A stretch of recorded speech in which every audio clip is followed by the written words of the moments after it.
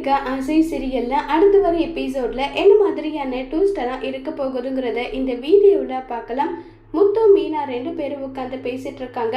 அப்ப மீனாவுக்கு திடீர்னு ஒரு ஸ்ட்ரைக் வருது. ஆன்லைன்லயே பூ வியாபாரம் பண்றது இது கூட நல்ல ஐடியாவா இருக்கேன்னு சொல்லிட்டு ஸ்ருதி உங்களுக்காக ஒரு ஆப் நான் உருவாக்கி தரேன், அதுல நீங்க பண்ணுங்க நல்லா சொல்லி பேசிக்கிட்டு இருக்காங்க.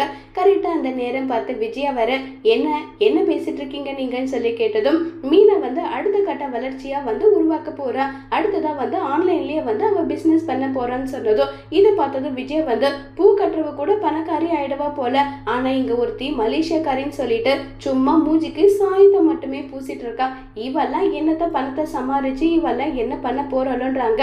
ஏன் ஆண்டி இப்படி பேசுறீங்க, கண்டிப்பா என்னாலையும் எல்லாமே சாதிக்க முடியும், நீங்க ஏன் இப்படி எல்லாம் பேசுறீங்க, ஏன் இப்படி பேசிட்டு இருக்கீங்க, ஆமா மலேசியா பணக்காரின்னு சொன்ன மாதிரியே இதுவும் வாயால வடை சுடுற வேலை தான் நல்லா சொல்லி கிண்டல் பண்ணிக்கிட்டு இருக்காங்க. உடனே ரொம்பவே கோபப்பட்டுட்டு அங்க இருந்து போறாங்க.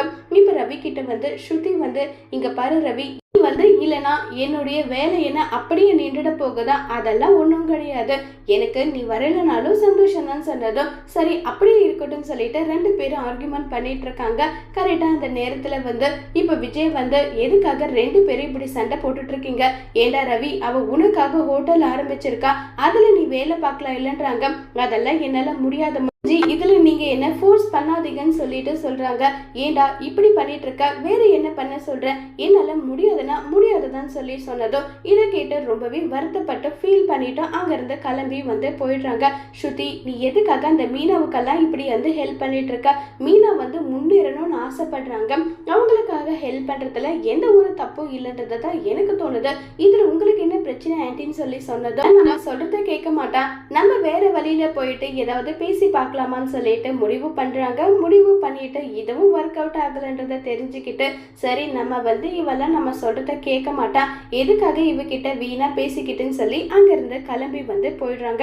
அடுத்த ட்ராக்கா பாத்தீங்கன்னா இப்ப நம்ம ரோகிணி மனோஜ் கிட்ட செமையா திட்டிட்டு இருக்காங்க.